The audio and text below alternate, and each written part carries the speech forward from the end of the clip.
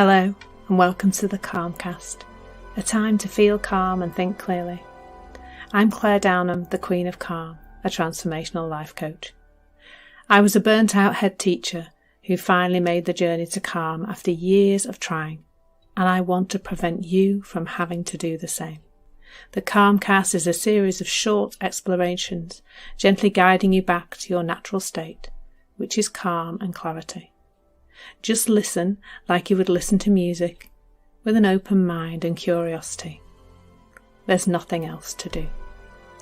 Now let's relax into today's episode. So today I'm talking about deep listening. And I've had an interesting relationship with listening over the years. I definitely didn't used to be very good at it, to say the least, in that I was an interrupter. I definitely used to finish other people's sentences, I think with the sense that I kind of knew other people's thinking and I could therefore finish their sentences for them. I would often listen with that sense of being ready to agree or disagree with what the other person was saying. And when I say I used to listen with those things, I think what I'm really saying is I wasn't listening.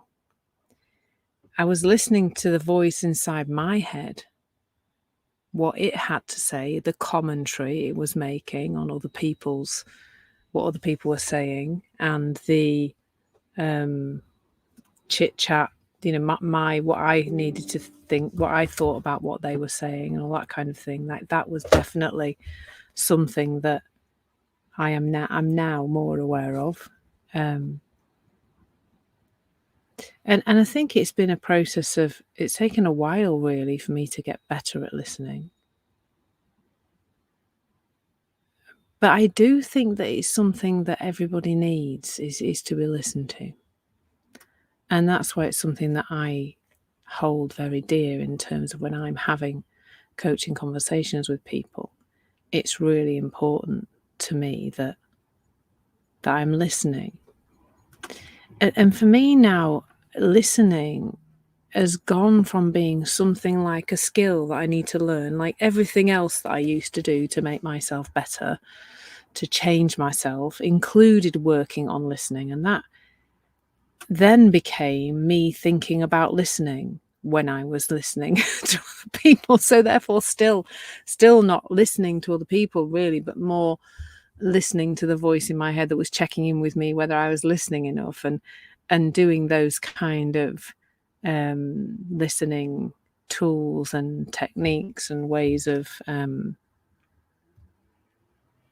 checking that you are listening right and everything else.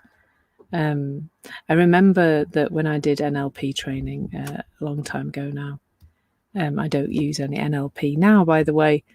I remember the session on rapport and listening, and me kind of saying, do I need to do this? If I feel like I'm okay at building rapport with people, am I supposed to do all these different tools and watch out for whether we're crossing our legs the same direction? Although that wouldn't be really relevant most of the time now, would it? Because it's all on Zoom.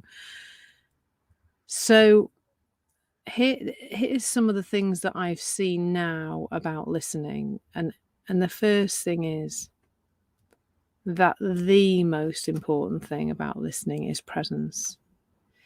Like when I'm listening to somebody these days, I am aware that sometimes, I'm a human being, that there is a voice in my head telling me what I could say right now to help this person, particularly when I'm in a coaching conversation. What could I say now? And I can now notice those thoughts coming and going, which is really interesting. And realizing then that when they have finished speaking, when they are ready for my thoughts on what they've said, or for me to point them in a direction of calm, of course, that I will know something to say. I don't have to save up bits of the conversation from earlier on, that when they stop speaking, something will occur. And the something that will occur connects most deeply to that person that I'm listening to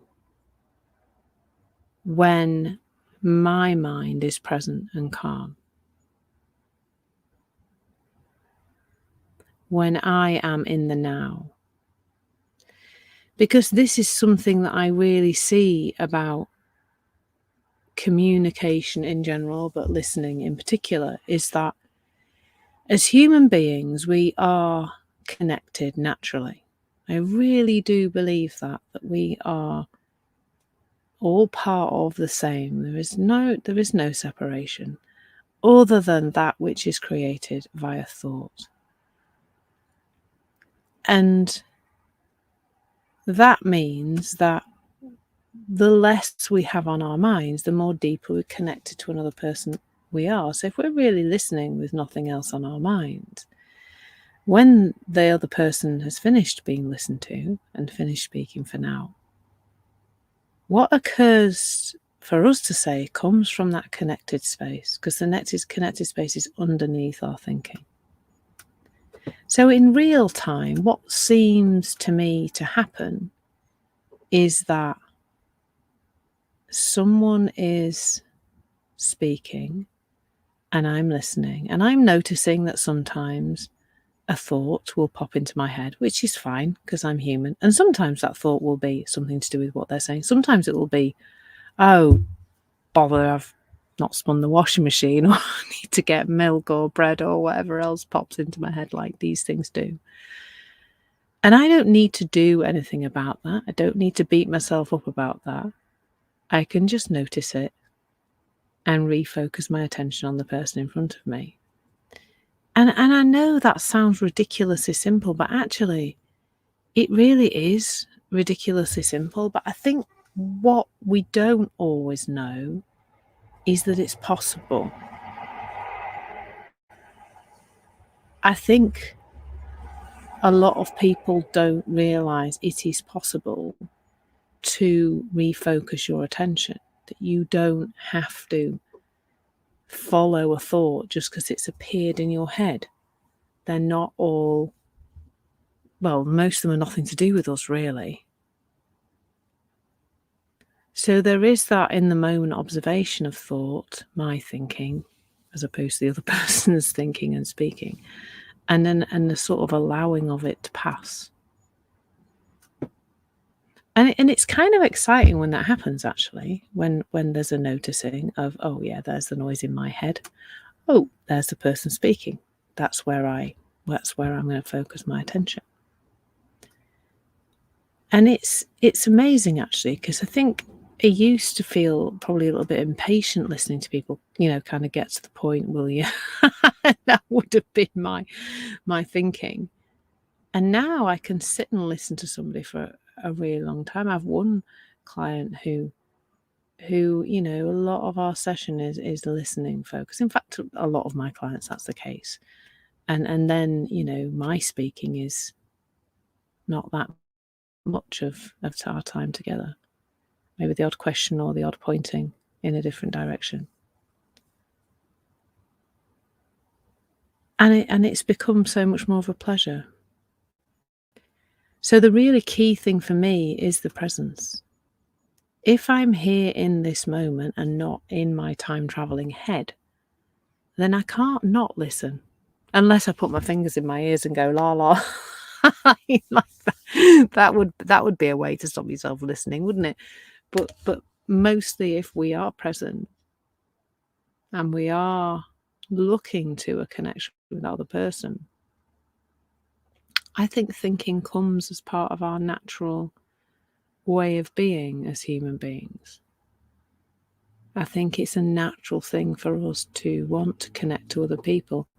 The trouble is, as with everything else that all the other things I talk about on these sessions, is our thinking getting in the way, and our thinking looking like it's more important than the person sat in front of us, or that what we have to say is really going to fix them, perhaps, or is something they need to know, or, or I just want them to hear what I've got to say, or whatever else it is.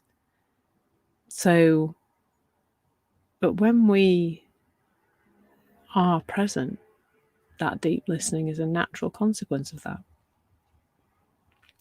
Almost because there's nothing else to do. Like, that just came to mind. Like, if we're really present and we're with another person, what else is there to do but listen? There's nothing else to do, is there? If there's not a lot of noise in our heads, then what else is there to do but listen to the person in front of us? It would get boring, wouldn't it, if we just sat there and, I don't know. That seems to me that's the thing to do. There's a person in front of you and they're speaking, then that seems to be our job, to listen. Simples. That's the meerkats say. So yeah, something to ponder on, because I think, I can't remember who said this, but everybody does need a good listening to. The old-fashioned saying is everybody needs a good talking to, isn't it? But really, everybody needs a good listening to. I think sometimes just listening can be enough. I find that sometimes with my client sessions is just being present and listening is enough. It's all they need. Because there's something magical about it. So lots of love, enjoy deep listening. Thank you so much for listening. There's nothing to do now but bring some awareness to how this is working out in your life. Listen regularly to experience longer and longer periods of calm. This has been the Calmcast with Claire Downham, Queen of Calm. Take care and keep listening.